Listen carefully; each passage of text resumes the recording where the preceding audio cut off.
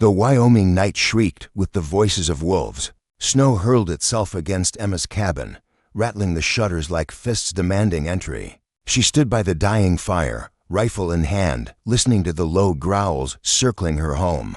Hunger made the beasts bold this winter. She could almost feel their eyes glowing in the dark beyond the window pane. The wind howled again, and through it came a different sound. A cry, small, terrified. A child's voice, lost in the storm. Emma's heart seized. She pressed closer to the frosted glass and saw a figure staggering through the blizzard. A man carrying something limp in his arms. Her instinct screamed to bar the door, yet something deeper, older, whispered otherwise. As claws scraped the cabin walls and the wind clawed at her soul, Emma dropped the rifle, lifted the latch, and opened her door to fate. The door slammed shut behind them, sealing out the storm, but not the tension that filled the room. Snow dripped from the man's coat as he bent to lay the little girl beside the fire. Emma saw her face pale, lips blue, lashes dusted with frost. The man's voice trembled as he spoke. "Please, she's freezing." His accent wasn't local educated, Eastern, out of place in these mountains. Emma hesitated, eyeing the half-empty pot on the hearth. Her larder was thin, her trust thinner. Yet the sight of the child's small fingers twitching toward the heat broke something in her resolve. She fetched a quilt, wrapped it around the girl, and poured what was left of her broth. The man James, he said, watched her with gratitude and guilt. Outside, the wolves howled again. Inside, three strangers shared silence so heavy it could almost drown the wind. The fire crackled low, throwing long, trembling shadows across the log walls. Emma sat opposite James, her hands wrapped around a tin cup of weak coffee, watching the steam rise and vanish. The little girl Sarah slept near the hearth, her small chest rising and falling beneath the patched quilt. For a long while, only the storm spoke. Then James broke the silence. His voice was soft, worn. Her mother would have known what to do. She passed 2 winters ago. Fever took her quick. He stared into the flames as if he could still see the woman there. Somewhere between the sparks, Emma said nothing. Loss was a language she knew too well. "Mine went the same way," she murmured finally. "Fever took my husband, then my boy. By the time spring came, there was no one left to bury them but me." The wind moaned around the cabin, and something in their shared quiet felt almost sacred.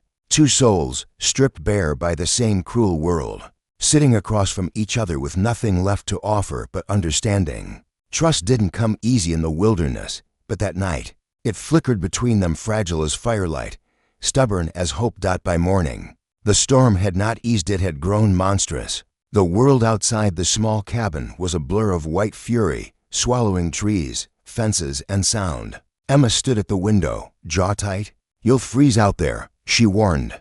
But James was already pulling on his coat, stubbornness etched in every movement. "You took us in. I won't sit idle while you go hungry." She wanted to stop him, yet pride recognized pride. With a nod, she let him go, the door closing behind him like a heartbeat fading in the wind. Hours passed. Sarah sat near Emma, watching her mend a torn sleeve. "Mama used to sew like that," the girl whispered. Emma's needle paused. "She must have loved you a great deal." Sarah nodded, tears glimmering. Emma pulled her close, the child's warmth soft against her chest. Outside, the storm raged, but inside, something tender began to thaw.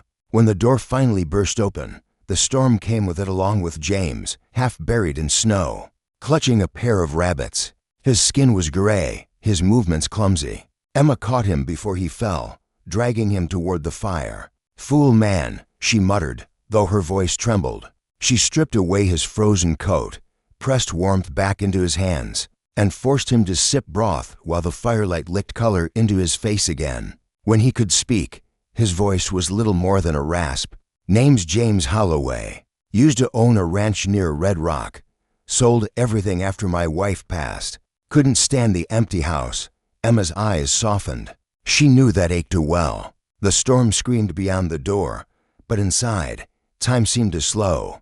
Between ragged breaths and shared silence, something tender sparked, faint, uncertain, but alive. When the sky finally broke open, it was as if the whole world sighed in relief. Blue spread where gray had ruled for days, and sunlight dripped down the snowbanks, like honey. James wasted no time patching the leaky roof, chopping firewood, hauling water from the creek with a quiet determination that made Emma's chest ache. Sarah followed him everywhere, laughter bright and unguarded as she helped carry kindling in her small arms. The cabin, once heavy with silence, now rang with the sounds of life hammer strikes, soft humming, and the occasional burst of laughter that felt like a forgotten hymn. When the work was done, James stood beside Emma on the porch, watching the light melt across the valley. "I've got land in Red Rock that needs more than one pair of hands," he said gently. "Come see it. Not as a guest, Emma, come as someone I can build with." The Holloway Ranch was larger than anything Emma had imagined. Rolling pastures, tall barns, and workers who paused their chores to stare when she arrived. At first, she thought it was simple curiosity. Then came the whispers. Mountain Widow, they called her, charity case, not his kind. The words slithered through the air like smoke she couldn't escape. Emma worked harder than anyone mending fences, baking bread for the hands, tending Sarah with love that knew no class or pride. But at night, when the laughter from town drifted up the hill, doubt gnawed at her heart.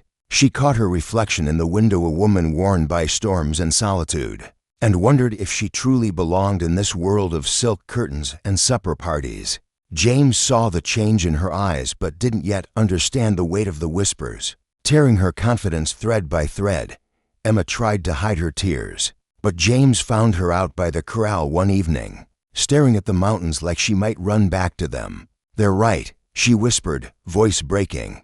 "I don't belong here, James. I'm not the kind of woman you should have brought home." Her hands trembled against the rail. "I've got calloused palms and worn dresses. They'll never see me as one of you." James stepped closer, his voice low and steady. "Emma, I don't give a damn what they see. You opened your door when no one else would have. You saved my child's life, and mine too. You gave this place a heart again." He reached out, brushing away her tears. "You are more than enough."